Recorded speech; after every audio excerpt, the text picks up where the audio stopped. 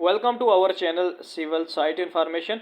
आज की इस वीडियो में हम आपको बताएंगे कि कैसे आप ड्राइंग को यूज़ करते हुए लिफ्ट के लिए उसकी कंक्रीट क्वांटिटी कैसे फाइंड आउट कर सकते हैं। तो अभी आप देख सकते हैं ये एक लिफ्ट है, तो इसके बारे में मैं आपको बताऊंगा कि कैसे आपने ड्राइंग को यूज़ करते हुए इसकी कंक्रीट क्वांटिटी फाइंड आउट करनी है। अभी आप देख सकते हैं ये ड्राइंग में उस लिफ्ट की डायमेंशन है हमारे पास, ठीक है। ये आपके पास साइज़ है लिफ्ट का 7 फीट इसकी लेंथ है यहाँ से लेके यहाँ तक, और 5 फीट इसकी विर्थ है लिफ्ट की आपके पास, ठीक है। उसके अलावा इसकी साइड वाले आप देख सकते हैं ये 9 इंच की ये वाली वाल है, ये भी 9 इंच की है। ये बैक साइड जो वाल है ये 6 इंच है, और ये वाली जो वाल है ये 1 फीट की है। तो अभी मैं आपको बताता हूँ कि आपने डायमेंशन को यूज़ करते हुए कैसे आपने लिफ्ट की कंक्रीट क्वांटिटी फाइंड आउट करनी है। अभी मैं आपको एक तरीका बता दूं। आप एक लॉन्ग मेथड होता है, long wall method and short wall method, उसी को हम यूज़ करेंगे, ठीक है। तो आप के पास यहाँ से लेके यहाँ तक जो डिस्टेंस है वो 5 फीट है, ये आपको दिया गया है। तो आप यहाँ से यहाँ तक 5 फीट है।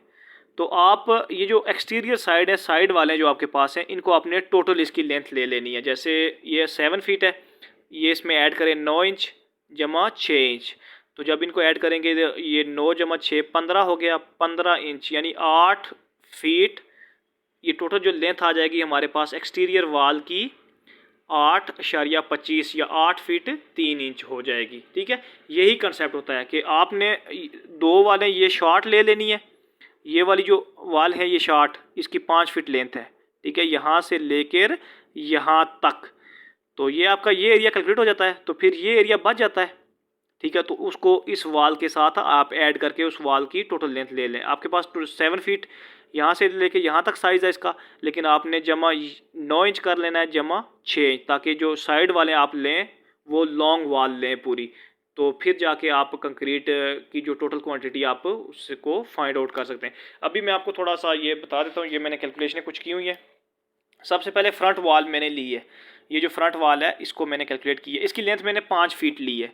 तो आपके पास ये इसकी लेंथ है यहाँ से लेके यहाँ तक 5 फीट, यहाँ से लेके यहाँ तक आपने लेंथ लेनी है इसकी।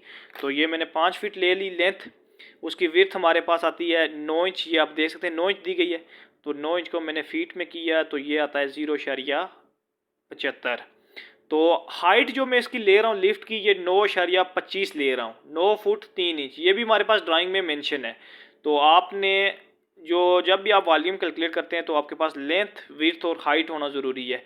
तो इन तीनों का जब आप मल्टीप्लाई करेंगे तो आपके पास आंसर आ गया 34.68। इसी तरह बैक साइड की वाल है, ये आप ड्राइंग में देख लें, ये आपके पास बैक साइड की वाल है ये वाल। तो इसको भी मैं 5 फीट ले रहा हूँ यहाँ से लेके यहाँ तक। तो ये जो बाकी हिस्सा बचेगा वो साइड वालों में कैलकुलेट कर लूँगा। तो आपके पास 5 फीट उसकी लेंथ हो गई। विड्थ आपके पास 6 इंच है, सॉरी 6 इंच को जब आप फीट में कन्वर्ट करेंगे तो 0.5 फीट आ गया। तो उसकी हाइट हम 9.25 ही ले रहे हैं। तो इनको मल्टीप्लाई जब किया तो ये हमारे पास आंसर आ गया इसका। इसी तरह साइड वाल पे आते हैं।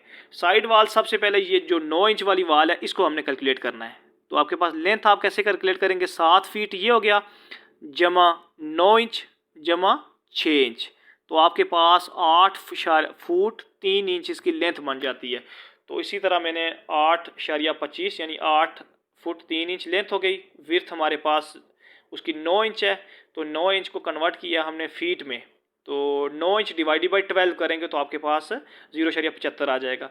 तो इसी तरह 9 फुट 3 इंच 9.25 हम उसकी ले रहे हैं हाइट।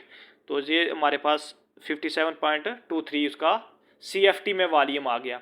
इसी तरह साइड वाल जो दूसरी रह गई है ये 1 फीट वाली, तो उसकी भी लेंथ सेम लेंगे। टोटल लेंथ टोटल 8.25 हमारे पास लेंथ है, उसमें को मल्टीप्लाई करेंगे 1 फीट उसकी विड्थ है, और उसकी जो हाइट है वो 9.25 या 9 फुट 3 इंच।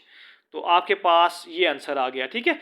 अब इन तीन जो 4 साइडें आपने फाइंड की हैं उनको आप ऐड करेंगे। जब सम करेंगे तो उसका आपके पास आंसर आ गया 191.3 CFT वॉल्यूम आपके पास आ गया, टोटल जो लिफ्ट का वॉल्यूम आ गया। इसके बाद नेक्स्ट पॉइंट हमारे पास आता है डोर डिडक्शन। ये जो डोर डिडक्शन होती है, अब डोर का भी वॉल्यूम हम कैलकुलेट करेंगे। डोर की जो हमारे पास चौड़ाई है वो 3.5 फुट है और हाइट हमारे पास जो डोर की वो 7 फीट है। ये भी हमारे पास ड्राइंग में मेंशन है। तो आपके पास जो भी ड्राइंग में मेंशन होगी उस हिसाब से आप उसका वॉल्यूम कैलकुलेट करेंगे। तो ये जो 0.75 आया, ये हमारे पास आप देख सकते हैं, ये 9 इंच वाली दीवार में हमारे पास डोर आ रहा है ना, तो इसकी चौड़ाई हमारे पास 0.75 या 9 इंच ही है।